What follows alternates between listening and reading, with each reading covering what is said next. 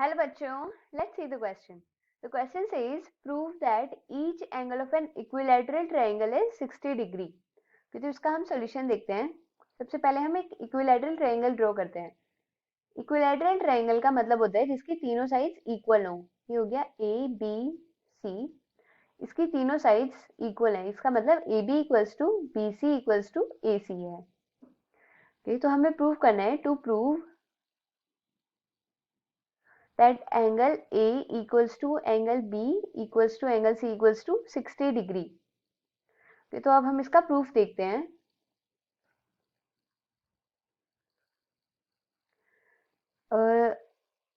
अगर जो AB है और AC इक्वल है तो हमें पता है कि angle B is equals to angle C होगा. AB is equals to AC. तो इसका मतलब जो एंगल्स हैं opposite to these equal sides, corresponding to these equal sides, that means angle B और angle C ये दोनों भी आपस में equal होने चाहिए. तो angle B equal हो गया angle C के.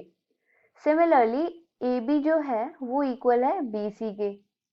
तो जो corresponding angles है इस side के that is angle A और angle C ये दोनों भी आपस में equal होने चाहिए.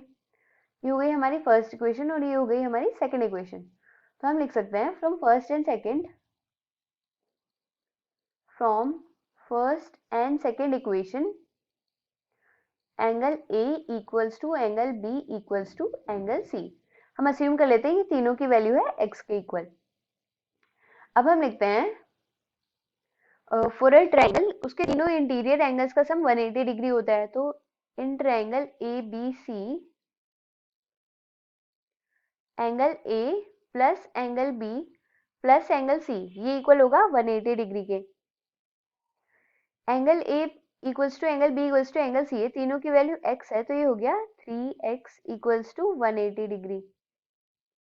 यहाँ से x की वैल्यू आ गई है 180 degree by 3 that is 60 degree.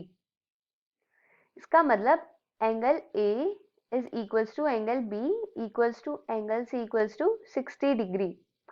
इसका मतलब इक्विलैटरल ट्रायंगल के सभी एंगल्स की वैल्यू 60 डिग्री होती है. I hope you understood it. Thank you.